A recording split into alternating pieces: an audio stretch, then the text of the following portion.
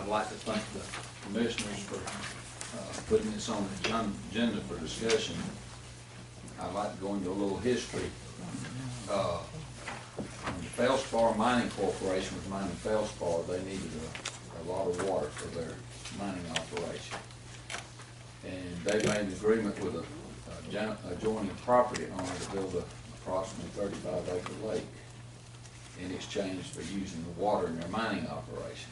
And back during the mid-1990s, when the mine was in full operation, we had a dry year and the lake started going dry. And the mine drilled several wells around this lake and started pumping water to maintain the level in the lake. And they estimated they were pumping around 500,000 gallons a day. And they did this month after month after month. And we got to asking the question, well, where's all this water coming from? And the city conducted a study with Carter and Sloop to do an engineering study on this Feldspar aquifer. And they developed a plan of possibly drilling wells in this area.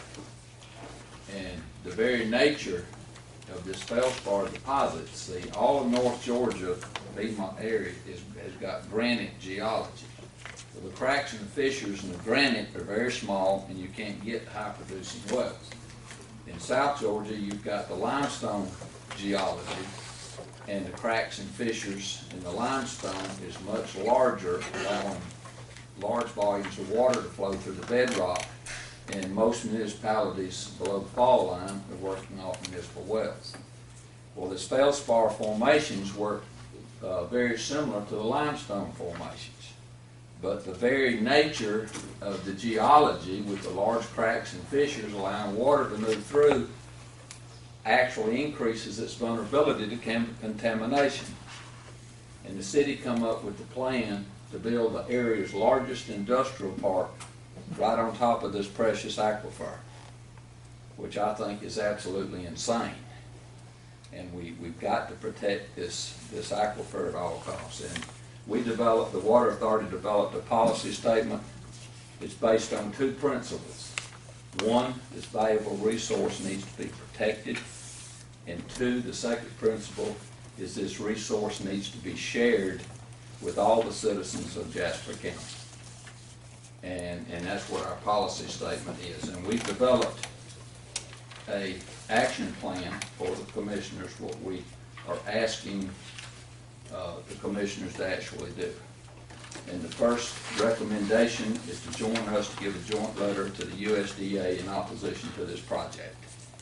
And the stated reason would be contamination to this valuable resource. I believe this resource is probably the most important resource ever discovered in Jasper County. We have no other source of water in Jasper County. If we lose this, we've lost everything. And the second action we're requesting the commissioners to do is issue a joint letter to the Georgia EPD stating that we intend on using this aquifer as our water supply in the future, and that any withdrawal permit issued for this aquifer be issued jointly between the city and the county water authority. And that's our short-term action plan. The midterm action plan, as you know, we're going to be reviewing our comprehensive land use plan next year. And this area was added to the comprehensive land use plan in the last plan approximately 10 years ago. This land used to be in agriculture, but the commission then wanted more land set aside for industry and high-density residential. And they placed this land over this aquifer west of Highway 11 as industry, and east of Highway 11 is high-density housing. And I spoke at the public hearing on that comprehensive land use plan, begging the commissioners to change it back to agriculture to protect this valuable resource. And at the time, it was quite controversial. The commissioners didn't want to deal with the controversy, and they took no action on it. And that's basically where we are today. So I think we need expert advice from from a geological hydrology engineering firm to advise us exactly how much land we need to protect, find out where the recharge area is to where we can adequately protect this resource. And that's something we can do next year in conjunction with our comprehensive land use plan. Long term, we need to do a water study.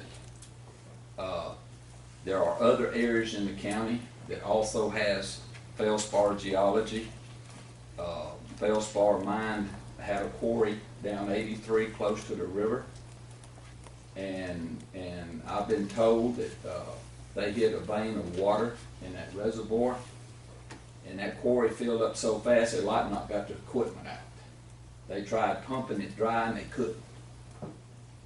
So we know there's water there, but we haven't even looked at that area. Another area that we haven't looked at is the quarry up off of Bullard Road. We hadn't even looked at that area to see if there's water there. And it's just like if a rich uncle left you his entire estate, what would be your first question? How big is it? How much is it? And we need to find out. We need to do a comprehensive study of this to first identify where it's at, to quantify how much is there. And once we quantify and we know how much water we have got, then we can take that knowledge with our Economic Development Authority, the State Economic Development Authority, and we can promote Jasper County to businesses and industry to locate here. And this can be our competitive edge against our neighbors. This is very pure water. It needs no treatment. All you need is to add a little water softener to reduce the hardness of it, put a chlorinator on it to inject chlorine in it, and it needs no treatment. I was in a public hearing with Walton County and Oconee County, and Precision Engineering said that the final cost of the water coming out of Harlaver Creek Reservoir was going to be over $9 a thousand. We can probably produce this water for $1.50. If you're a water-intensive industry, where are you going to locate?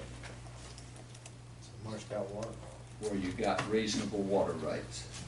So this can be our competitive edge to locate future. And once we make the determination that yes, we want to do that, then we can go out and start seeking funding for it, seeking grants, both federal and state. And that's our presentation. Do you have any questions, folks? Any questions? Very nice. I don't have any. Greg? No questions. I just would like to point out a couple different fires in areas that had aquifers. Sherwood Williams and fire, I think that was in 87, up in Dayton, Ohio. I remember that one because they had some aerosols, but they quit putting the water on the fire because the aquifer was up underneath the warehouse for the entire town. So they sat back and let it burn instead of protecting, so they would protect the water source. Fire in Savannah in 95, there's been others, but those are two that I've been involved with. They quit putting water on that one because of the river. And this is not unusual. Any county that has a drinking water reservoir, they put protections through their zoning to limit growth and certain types of growth and density levels and all to protect their water supply. And this is like an underground lake, and you'd be doing just the same thing. Well, let me ask, I mean, I understand that the city is in the process or trying to acquire property, but have any plans been thrown out there, what are they gonna do with the property if they bought it? Paper said they wanted to put the area's largest industrial park there. And that was the reason for purchasing the 700 acres. See, to put a well in, all EPD requires is a 1 acre around each wellhead. If you wanted to put 3 wells, you need 3 acres. If you wanted 5 wells, you only need to purchase 5 acres. why would you need to buy 700 acres if all you want to do is drill some wells? Their thought is, we've got rail, we've got all the rail, water, everything we need for the industrial park, but I don't think anybody took the thought about, you know, what are we building on top of our water reservoir, our aquifer? Well, I guess maybe we need to sit down and jointly and say to the city, if you buy this, what are your plans to do with it? Because, I mean, have anybody seen any plans or know of any plans other than talk? Last time I heard that they hadn't even filed applications. They have filed applications. They have? Okay. So,